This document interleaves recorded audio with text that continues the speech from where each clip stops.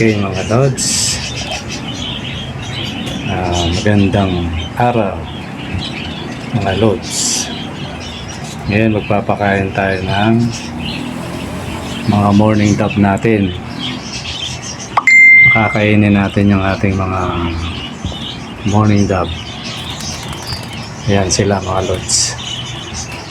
Sinsya na mga lods kasi yung area nila dahil ililipat ko na yung mga to kaya hindi sila nalinis. Ano ko na kasi yan, naalisin ko sila dyan. Ayusin natin yung area na yan mga lods. Ngayon pakakainin natin sila para makita nyo mga lods yung sinasabi ko sa inyo na magandang pakain sa mga bato-bato o morning dove. Kasi yan marami akong pinakain dati dito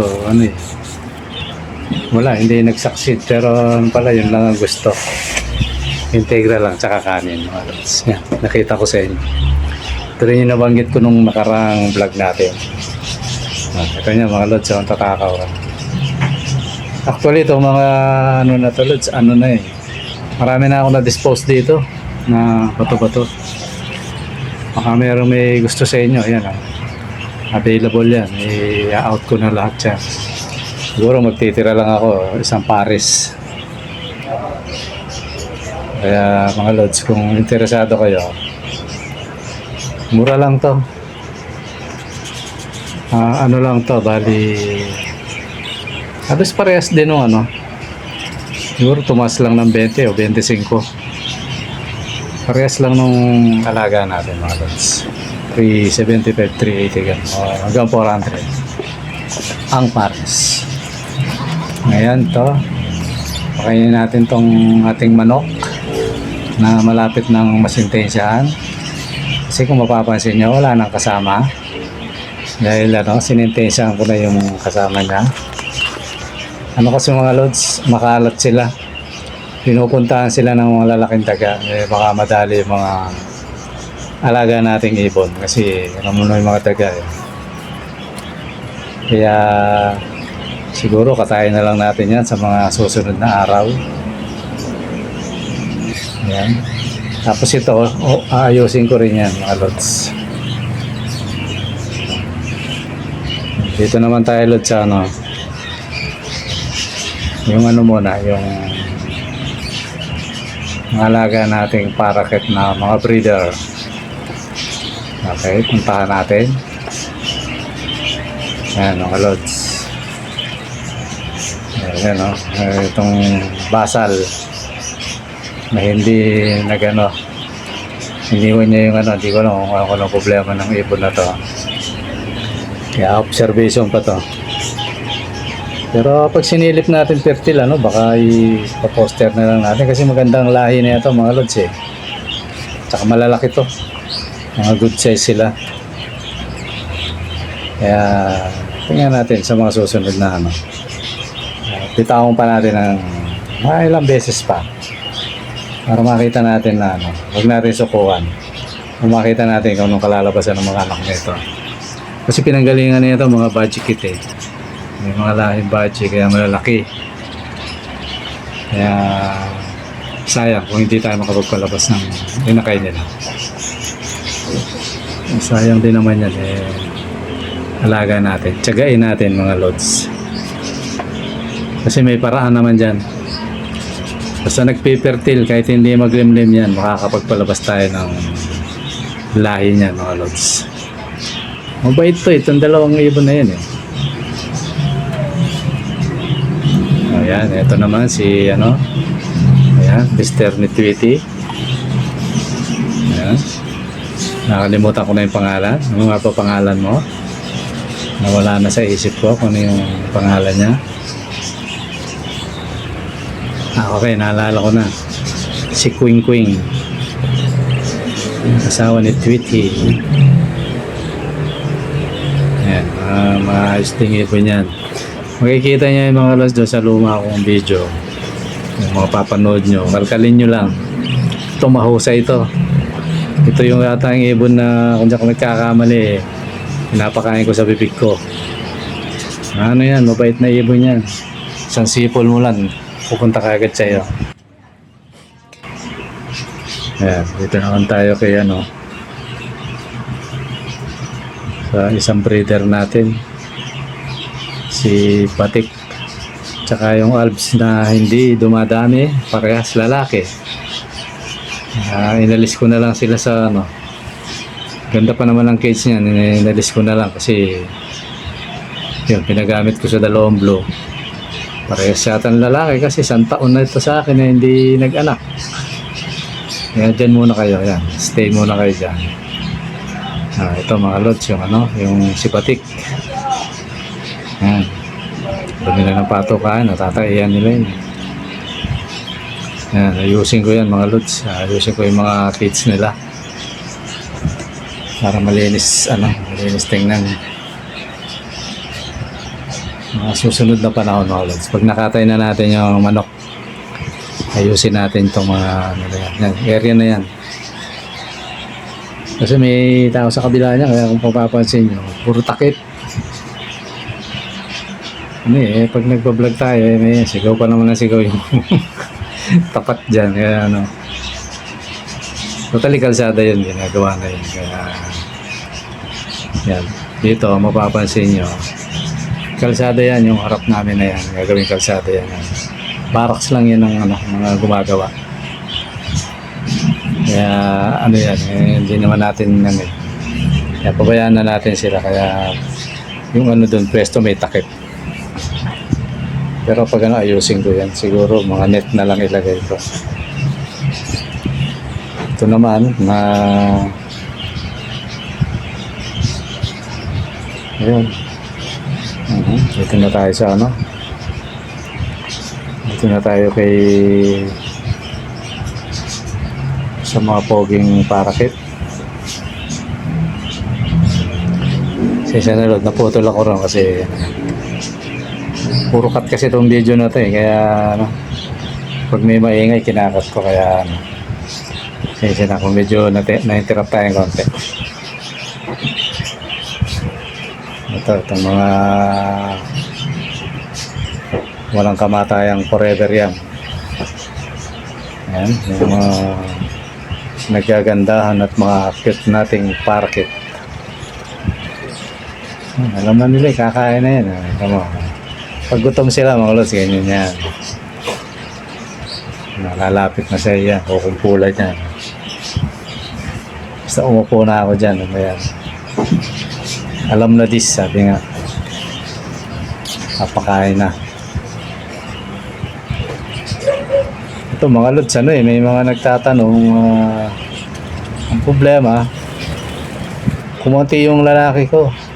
Kaya ayoko na mag-ibitaw kasi ayoko ilabas kasi nga ano baka kagano merong naglolokong breeder, wala tayong pamalit. Kaya dun sa ano Flood sa nag-PM sa akin, sinsya ka muna kasi ano ito pwede kong ilabas tong iba rito kung pang regalo lang o talagang pet lang na hindi niya pararamihin, pwede yun kasi kahit hindi naman pares yun, okay lang yun. O, pang regalo lang. Pero kung magpaparami ka, wala naubusan akong lalaki. May mga lalaki ako dito pero hindi ko sila pwede munang ilabas. Tsaka itong mga rainbow na to, gusto ko talaga maparami sila. Ano yan, lalo rainbow tapos dilaw. Mga lods, ang ganda ng labas niya. Tapos rainbow, kulay blue. Naka, rainbow blue ang labas, ang ganda. Tapos tingnan din natin kung rainbow to rainbow, kung ano epekto. Pero maganda, ibalik mo sa tatay. Yung tatay ng mga to, dilaw At saka spangle Pag rainbow, binalik mo sa tatay. Maganda, lupit niyan.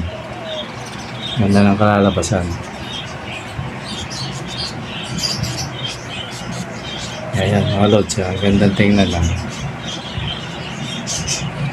Siguro, Yung mga naghahanap ng pares na yung talagang magpaparami, siguro antay na lang. May parating naman eh. May breed, may dalawang, totally lima yung nag-ano eh. Ako nagloko yung ano. Ewan ko, mapipisa pa kasi kinalat ko eh. Pina-poster ko. Tingnan natin kung makapagpalabas pa rin ng ano. Pero may sure ball na dalawa na breeder. Na may mga inakay na. Siguro sa mga gustong mag-avail, ano, doon na lang. Titingnan natin kung ano, maraming lalaki doon. Kaya sa mga naghahanap ng pares, pasensya muna kasi kulang ako ng lalaki. Hindi ko pwedeng ilabas yung mga lalaki. Marami kasi akong nailabas nung nakaraan eh. Maraming pares eh. Kaya natira babae, ang daming babae. Kaya yung mga nangangailangan ng babae dyan, yan o. Yung mga babaero dyan. Ito, maraming babae dito. Hindi ka nalalayo, hindi ka nasasakay ng barko. Dito lang, marami akong babaeng parakit. Di ba mga lods? Babaeng parakits. Mamaya, isipin nyo kung anong klaseng babae yan. Parakits po tinutukoy ko. Kasi naubusan ako ng lalaki. Ayan mga lods, sa mga susunod nating ano, hindi lang ako makabuelo kasi maraming ano eh, kalat pa sa taas eh. Ayusin ko yan. Tsaka mahirap din kasing kumilos pag wala kang pamadya. Limitado yung source natin mga lods. Hindi tayo pwedeng bumuwas sa ano. Kung nga panustos natin dyan, yung kita rin nila mga lods. Kaya medyo matagal yung ano natin, mga movement natin. Pero maayos din yan. Pasasambat ayos din yung mga lugar nitong mga to, mga lods. Antay-antay lang ika nga. Kaya mga lodi, ano yan. Sana lagi kayong sumuporta para lagi tayo may pambili ng materialis nila, pagkain nila. At sana lagi kayong mag-subscribe, mag-like, comment para pag na-monetize tayo eh maganda ang labanan mga lods. Kaya bagay matagal pa yung lods. Ano pa yun? Bibilang pa tayo ng mga ilang buwan siguro o isang taon. Tagal-tagal pa. Kaya itong mga ibong ko na to, mamonetize lang ako. Nako, swerte nyo. Pagagandahin ko ng todo yung area nyo. Yung gulay-gulay na. Oh, hindi lang gulay. Bibili ko kayong mga mansanas. Yan, mga sangkis. Para gumanda yung kutis nyo. Tapos, mag-request kayo ng gulay. Mga sasarap na gulay, bibili ko sa inyo. Pag na-monetize lang tayo, sige, kaya galingan yung ano, magpapogi kayo sa camera para ano, maraming manood. Diba mga lods? Ayan, mga gutom to mga lods, kaya ganyan. Binutong ko talaga kasi pag hindi masyadong gutom, di ka papansinin eh. Nakita niya, unahan. Diba mga lods, masarap nilang tingnan. Okay mga lods, siguro sa mga susunod na ano, mga 2024 kasi magtatapos na yung taon natin. Totally ma-upload ko to baka bagong taon. Sana maganda yung pasok ng bagong taon natin para ano, gumaganda-ganda naman yung buhay ng Parkit City natin mga lods. Okay mga lodi, ako'y pansamantalang titigil muna sa pagsasalita pero may konti pang video to mga lods. At anuhan na lang natin ng konting background mga lods. Okay, maraming salamat at muli salubungin natin yung 2020 po na muli iwasan po natin huwag paputok dahil pag nadali kamay, todas. Ingat mga lods. Okay, Happy New Year sa inyong lahat. Maraming salamat sa inyong pakikinig at panonood sa Juniors TV and Paraket City. Thank you.